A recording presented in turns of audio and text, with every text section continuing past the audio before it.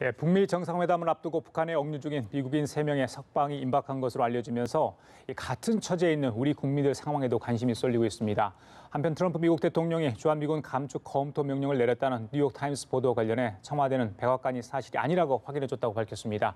이 시간 임성준 전 청와대 외교안보수석, 박원곤 한동대 국제지역학 교수 두 분 모시고 관련 내용들 짚어보도록 하겠습니다. 안녕하십니까? 네, 안녕하십니까? 어서 오십시오. 예. 두 분과 함께 지난주 금요일 남북 정상회담 관련해가지고 저희들이 이제 특보를 하면서 여러 많은 이야기를 하고 했던 걸 기억합니다. 벌써 일주일이 지났습니다. 이제는 북미 정상회담을 기다리고 있는데 이 회담에 앞서서 이제 가장 많이 이야기되는 게 지금 북한에 억류 중인 미국인 3명을 석방한다 뭐 이런 얘기도 계속 나오고 있습니다. 트럼프 대통령도 그걸 암시하는 글도 지금 띄우고 있는 상황이고요. 일각에서는 오늘 풀려날 거다 이런 이야기도 있었는데 구체적으로 이제 백악관에서 확인해주고 있지 않는 상황 같습니다. 자, 억류 미국인을 석방한다. 이건 김정은 위원장이나 또 트럼프 대통령이 어떤 의미가 있는 겁니까? 네, 그 앞으로 중요한 북미 정상회담을 앞두고 이 미국인 인질일까 억류자랄까 석방하는 문제는 양측에 선의를 베풀고 또 그걸 받아들인 입장에서는 아주 높게 평가하고 환영할 일이죠. 예.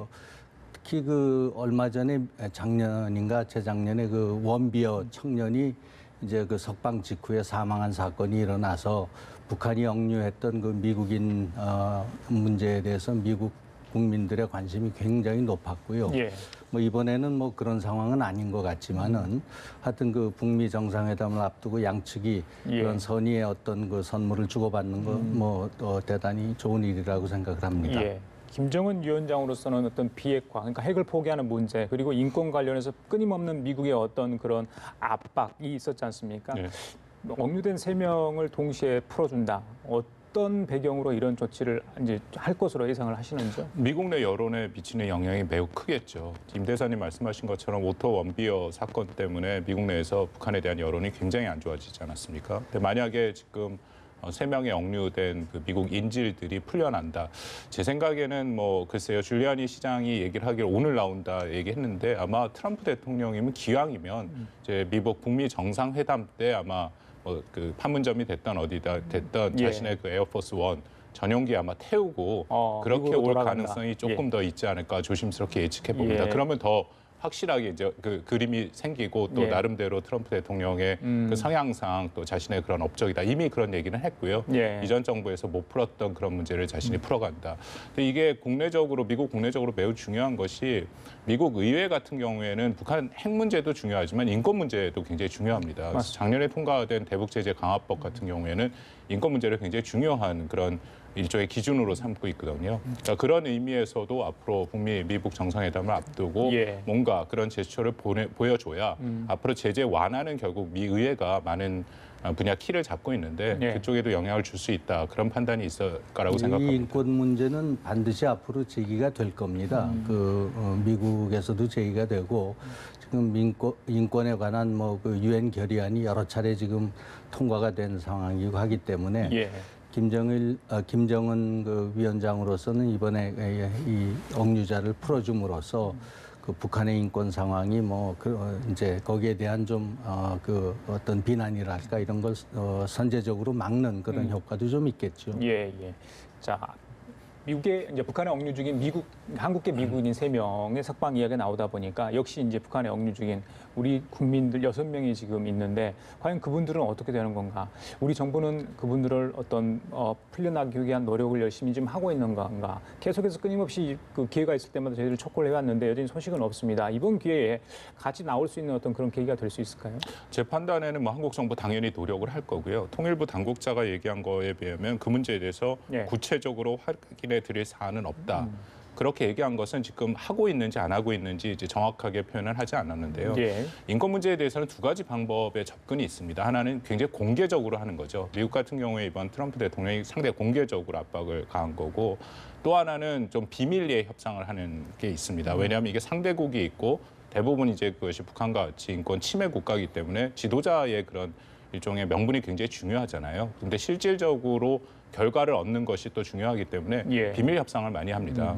우리 뭐 임 대사님 잘 아시겠지만 70년대 같은 경우에 이제 지미 카터 당시에 그 미 대통령이 박정희 그 당시 정부의 인권 문제를 비밀리에 협상을 해서 뭐 명동 사건의 구속자라든지 많이 이렇게 그런 그 실질적인 성취를 얻은 바가 있거든요. 예. 제 생각에 당연히 지난번 4.27 남북 정상회담 때 그 얘기를 우리 문 대통령이 제시를 했을 것이고 아마 물밑에서 그런 어떤 접촉들과 그런 의견 교환이 있을 것이다라고 생각을 합니다. 예. 자, 북미 정상회담 이달 중에는 열릴 것 같습니다. 장소가 판문점이냐 아니냐 뭐 그런 얘기들이 계속 나오고 있는데 자, 이런 가운데 정의용 국가안보실장이 극비리의 미국을 찾았습니다. 미국 국가안보회의의 요청, 또 사실 비공개로 좀 해달라 이런 방미 사실을 이렇게 요청을 했다고 합니다. 그래서 청와대가 뒤늦게 확인해주는 이런 일이 좀 있었는데요.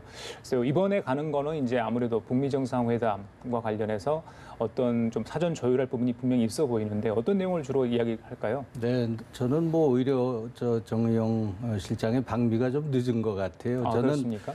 정상회담 끝나자마자 예, 바로 아마 가서 예. 그 정상회담 전모에 관한 뭐 여러 가지 이 상황을 좀 자세하게 브리핑하고 아, 두 정상이 전화 통화한 거 네, 외에도 그렇죠. 예, 그 두 분이 이제 전화 통화를 뭐 70분 이상 하시긴 하셨는데 예.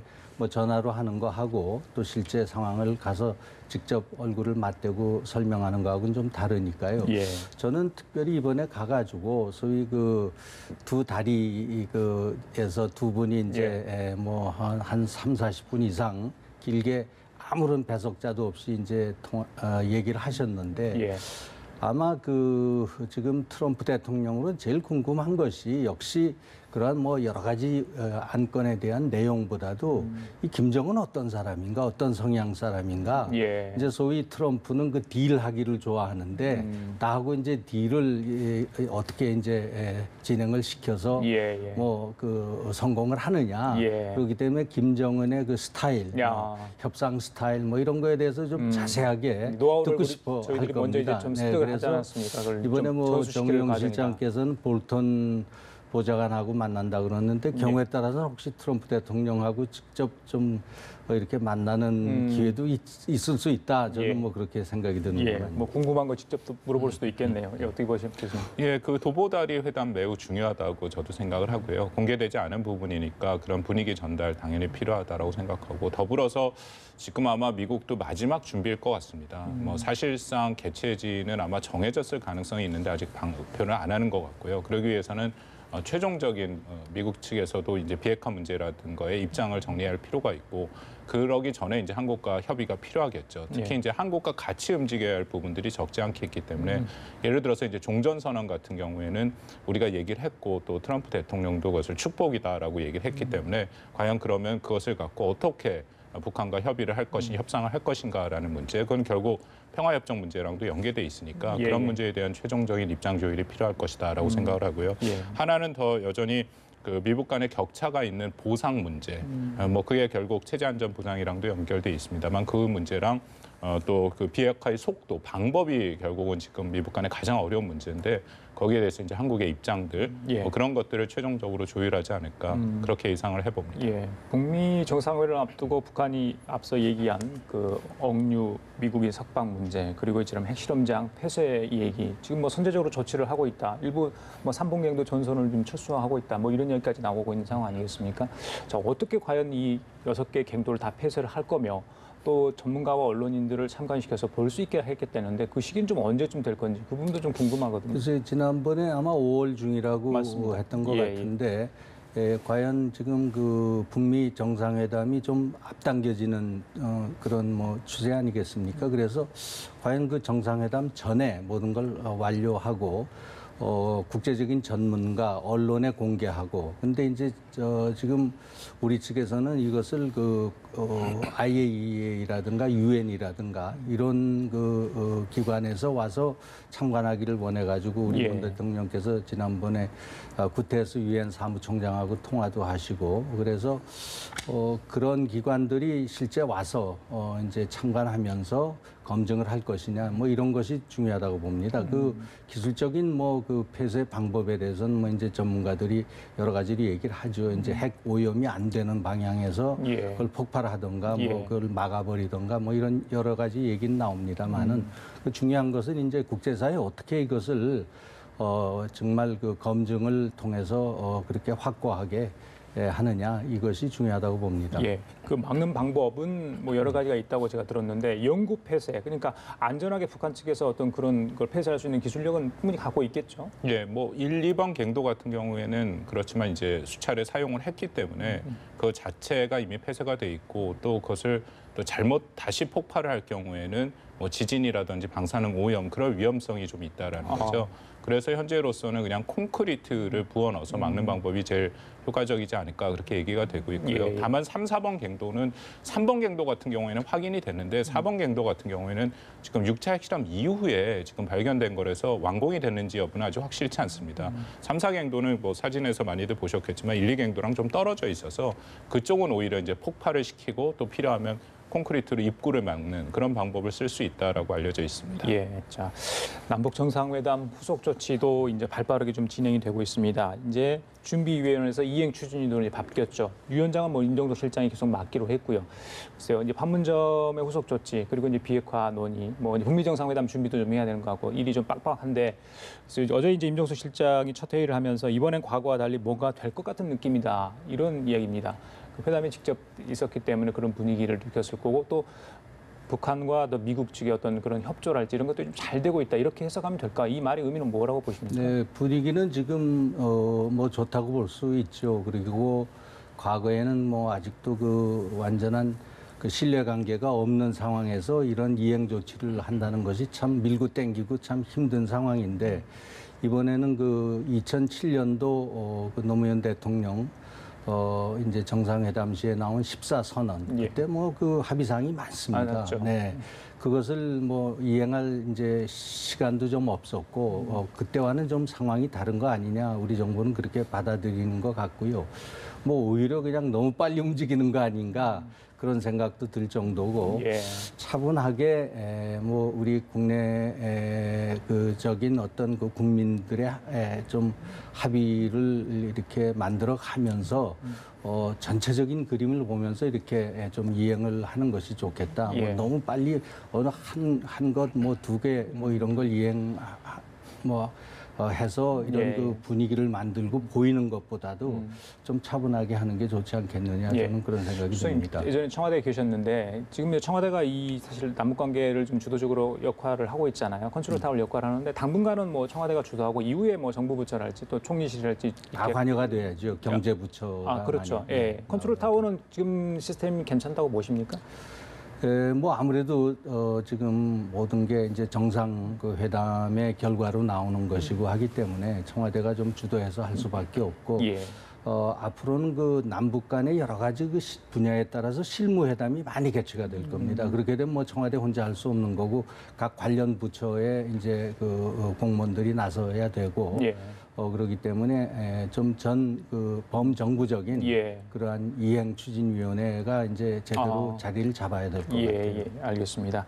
자, 그리고 어제 이행 추진위가 첫 회의를 하고 발표한 내용 중에 눈에 띄는 게 남북관계 개선을 위한 첫 사업이 바로 북한의 산림 녹화 관련해서 예. 저희들이 이제 TF를 구성을 해가지고 좀 지원을 하겠다 그런 구상인 것 같습니다. 예. 왜 이게 가장 먼저 이 얘기가 됐을까요? 북한의 그쪽 산림 황폐가 좀 심각한 상황인가 봅니다. 아주 심각하고요. 그래서 뭐 저는 아주 적절하다라고 생각합니다. 그렇습니다. 일단 심각성에서도 매우 심각하고 예. 한국에 미치는 영향도 크고 또 결정적으로 이것은 대북 제재에 그렇게 접촉이 안 되는 사업이죠. 예. 그 세계 식량 농업 기구의 그런 조사 결과에 의하면은 그 1994년에 북한이 이른바 고난의 행군을 겪었지 않습니까? 그 당시에 전체 산림의 4분의 1이 훼손이 됐고요. 지금 전 세계 통계로 산림 훼손이 전 세계 세 번째로 가장 심각한 국가다라고요. 그리고 바로 며칠 전에 2일날 노동신문 사설에도 보면 예. 산림 전투 사업을 하자라고 얘기를 했고 예. 김정은 위원장도 굉장히 여러 번 강조를 했습니다. 그만큼 황폐해 있다라는 사실이고요. 예. 그것은 결국 대기 오염이랑도 직접 연계가 되죠. 그래서 우리가 지금 겪고 있는 미세먼지라든지 그런 것이 뭐 중국 쪽에서도 오지만 사실 북한이랑도 관련이 있기 때문에 그런 면에서는 뭐 당장 할 수 있는 사업이고 중요한 사업이다라고 예. 생각을 합니다. 알겠습니다. 뭐 자연재해의 원인이 되고 있어서 이 부분이 북한 주민들이 가장 걱정하는 부분이라고 저희 들었는데 이 부분이 좀 신속하게 이루어질 것 같은 느낌을 받습니다. 자, 그리고 이제 이행 추진위와 별개로요. 국방부가 또 이행 추진 국방 태스크포스를 만들었습니다. 이 남북 군사회담 준비를 좀 하겠다 이런 내용인데 5월 중에 장성급 회담도 준비되어 있고요. 이제 앞으로 군사회담에서 다뤄야 할 내용이 많은데 글쎄요, 북한 측과 어떤 이견 충돌할 부분은 있다고 보십니까? 글쎄요, 이제 전반적인 지금 분위기가 화해 모드로 가고 또 그래도 어느 정도의 지금 신뢰를 가지고 앞으로 해나갈 것 같기 때문에 예. 과거와 같이 그래 신경질적인 서로 밀고 땡기기 식의 그러한 그 분위기는 좀 아닐 것 같고요. 이 군사 실무 회의에서 다룰 게 굉장히 많습니다. 그렇죠. 뭐 지금 모든 것이 그동안의 군사적인 충돌, 뭐 대결 이런 데서 오는 것이기 때문에 예. 그것을 사전에 이제 그 예기치 않게 하는 예방적인 조치, 뭐 지금 당장 그 지금 논의가 되는 것이 DMZ 안에 그 비무장지대 안에 사실은 그 저기 정전협정 위반으로 그 중화기 등 뭐 초소 이런 것들이 많이 진지가 구축이 돼 있거든요. 예. 이런 것들을 어떻게 이제 실제 다 조사를 해서 그 정전협정에 맞게 또 정전협정을 뛰어넘게 예. 이런 그 평화지대화를 하느냐. 예. 또 그다음에 이제 중요한 게 그 서해에서 지금 충돌이 과거에 있었고 연평해전 2번이나 있었지 않습니까? 예. 이러한 그 군사 충돌을 막기 위해서 지금 가장 지금 양측에서 중요하게 생각하는 것이 서해에서 그런 충돌을 방지하긴 서해 평화지대화. 예. 근데 이제 여기에 함정이 있는 게 이제 지금 NLL이 있지 않습니까? 북방 한계선. 예. 이거는 우리 국민들이 정말 그 양보할 수 없는 그 하나의 뭐 우리 경계선이라고 생각을 하는데 북측에서는 1999년에 그 우리 북방 한계선 훨씬 아래쪽으로 자기네들의 군사 분계선을 만들었어요. 예. 그래서 뭐 그것 때문에 북방 한계선을 북한 함정들이 넘어오고 때로는 그래서 뭐 그 일촉즉발의 그 충돌 뭐 이런 상황들이 벌어졌는데 예. 이런 걸 어떻게 조정하느냐 하는 것이 이제 큰 숙제라고 보여지고요. 예. 여기에는 아까도 말씀드린 우리 국민들의 어떤 그 하나의 전체적인 그러한 그 공감대 이런 걸 만들어 가면서 정부가 좀 신중하게 예. 처리해야 된다고 저는 생각합니다. 예. 관련해서 국방, 외교, 통일, 해수부 장관 4명이 내일 백령도, 연평도를 방문합니다. 주민들의 의견을 좀 수렴하기 위해서 간다고 하는 그런 소식이 좀 들어와 있습니다. 예, 저도 이번에 그 4.27 남북 정상회담의 가장 큰 성과 중에 하나가 이제 이른바 그 남북 간의 군사적 긴장 완화죠. 그래서 우리 임 대사님 말씀하신 것 특히 NLL 문제에 대해서 저는 좀 놀랐는데 바로 그 다음 날 노동신문에 그 전체 그 4.27 공동선언 합의에 대한 내용이 나왔지 않습니까? 근데 거기에 북방 한계선이라는 표현이 나오더라고요.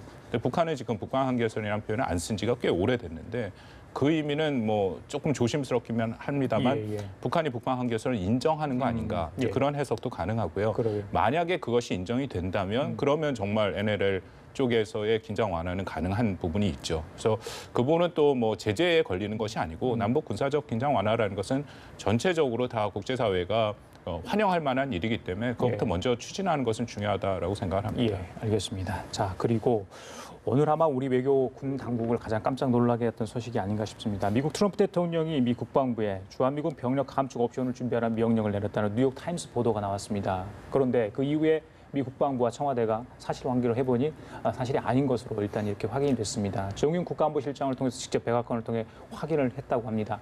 자, 주한미군 그 감축이랄지 철수 문제는 계속해서 이야기가 되고 있는데 특히 이제 갑자기 남북 관계가 달라지다 보니까 오히려 주한미군이 계속해서 남아 있어야 되느냐 말아야 되느냐 이런 논쟁이 좀 있는 것 같은데 어떻게 보십니까 이번 일에 대해서는?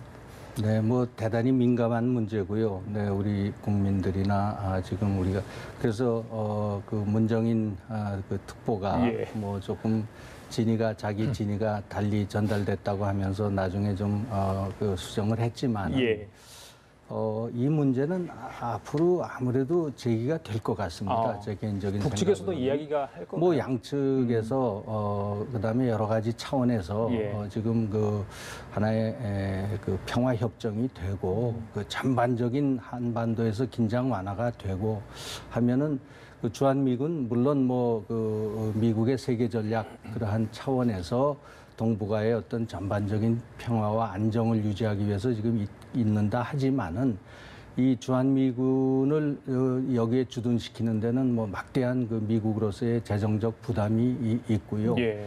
또 우리 남쪽이나 북쪽에서는 주한미군이 왜 이렇게 많이 있어야 되느냐 하는 데 대한 존재 이유에 대한 의문을 가진 사람들이 있고 하기 때문에 이것이 논란거리가 뭐 될 것은 틀림없고요.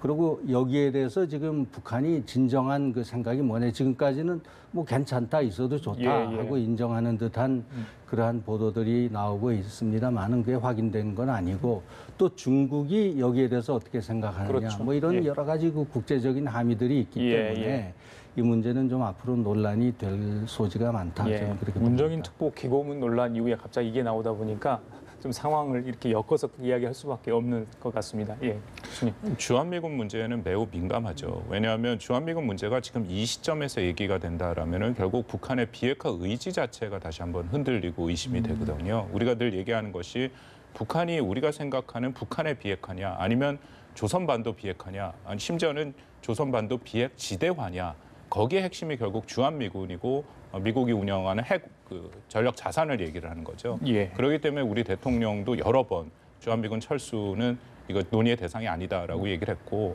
또 미국의 같은 경우에도 공식적인 입장은 계속 주한미군은 이번에 논의 대상이 아니다라고 얘기를 합니다. 저는 뭐 여전히 중요하다고 생각하고, 그것을 얘기를 하기 시작하면은 북한의 비핵화 의지부터 다시 얘기를 해야 되고, 그러면 지금 당장 눈앞에 다가온 미국 간의 그런 합의의 그 가장 기본이 흔들리는 거거든요. 그리고 주한미군 문제라는 것은 뭐 여러 생각이 있을 거라고 생각을 하지만, 저는 여전히 뭐 통일 이후에도 한미동맹은 유지되고 또 한미동맹의 핵심은 주한미군이기 때문에 예. 주한미군은 유지돼야 된다고 생각하고요. 평화협정이 주한미군한테 영향을 줄 수 있다. 예, 정치적으로는 영향을 줄 수 있습니다. 그렇지만 협정상으로는 영향을 줄 수 없고요. 그것은 분명히 그 한미 간의 상호 방위 조약에 따라서 주둔을 하고 있는 거기 때문에 그것은 주변국에서 뭐라고 할 얘기는 아니다라고 생각합니다. 예, 자, 중국의 왕이 외교부장이 북한을 방문을 했습니다. 글쎄요, 그 정상회담 이후에 방북이기 때문에 어떤 시진핑 국가주석의 메시지를 가지고 가서 김정은 위원장이 전달했는지 그 부분도 궁금하고, 김정은 위원장이 왕 외교부장을 접견을 할 때 배석자가 한 명도 없었어요. 물론 통역만 있었습니다. 이렇게 그런 모습, 그러니까 일대 이렇게 다수가 이렇게 앉아 있는 모습, 이건 어떻게 봐야 됩니까? 중국의 외교 사절단을 저렇게 이야기를 한다, 자신감의 표출이라고 보십니까? 어떻게 보세요? 제가 두 가지를 여쭤보고 싶은데. 네, 뭐 글쎄요, 그건 뭐 짐작할 수밖에 없는 것인데, 이번에 그 남북 정상회담을 통해서 김정은 위원장이 자신감을 얻어가지고 예. 그야말로 모든 문제에 대해서 이제 파악이 됐고, 그렇기 때문에 이제 했는지 모르고, 또 하나는 뭐 저쪽 그 중국 측에서 좀 우리 위원장하고 정말 단독으로 예. 좀 우리 이 시진핑 주석의 뭐 특별한 그런 뭐 메시지를 전하겠다, 뭐 이렇게 해서 근데 좀 미용호 외무상이랑 보이지가 않아가지고요. 그런 뭐 그런 궁금해요. 생각도 들고요. 예. 근데 이제 뭐 이번에 그 왕이 그 부장이 외교부장이 간 것은 뭐 여러 가지 그 남북 정상회담에 뭐 그 미세한 부분까지 좀 파악할 그런 의도가 있었겠고요. 그다음에 이제 뭐 지금 이른바 그 중국의 역할, 앞으로 향후 한반도 평화 정착을 위한 그런 과정에서, 근데 이제 지금 바로 지금 떠오르는 문제가 종전선언에 중국이 참여하느냐 안 하느냐, 그다음에 이제 평화협정에 이제 당사자로 서명을 하느냐 안 하느냐, 이 문제는 과거부터 학자들도 많이 뭐 논의를 해왔고요. 그다음에 구체화되진 않았고, 지난 그 14선언에도 3자 또는 4자 그렇게만 됐죠. 그렇게만 이제 두고 앞으로 확정짓기로 했는데, 뭐 그 어떤 국제법적으로나 이런 거로 볼 때는 뭐 중국군이 의용군이지만은 참전을 했었고, 그렇기 때문에 종전할 수 있는 하나의 그 당사자적인 권리는 저는 있다고 봅니다. 그러나 이제 기술적으로 또 이 미국이 어떤 생각을 가졌는지, 또 이제 우리 측 정부의 생각도 좀 정리를 해야 될 것 같고, 그런 과정을 거쳐서 아마 정리는 될 텐데요. 중국으로서는 빠지고 싶지 않겠죠. 그러겠죠. 네. 예, 교수님 얘기 잠깐 짧게 좀 듣겠습니다. 뭐 중국과 그 북한의 관계가 썩 좋은 것은 아닙니다. 뭐 지난번 우리가 다 경험을 했고 지금 김정은 위원장 같은 경우에는 워낙 미북 정상회담이란 큰 변수가 있기 때문에 일단 시진핑 주석을 만나곤 했지만 여전히 좀 거리를 두고 싶고 하는 부분이 있어서요. 뭐 그런 것들이 좀 반영된 그런 관계의 모습이 나타난 거 아닌가 그런 생각을 해봅니다. 예, 알겠습니다. 자, 지금까지 임성준 청와대 외교안보 수석, 박원관 한동대 국제지역학 교수와 함께 얘기 나눠봤습니다. 말씀 잘 들었습니다. 예. 감사합니다. 예.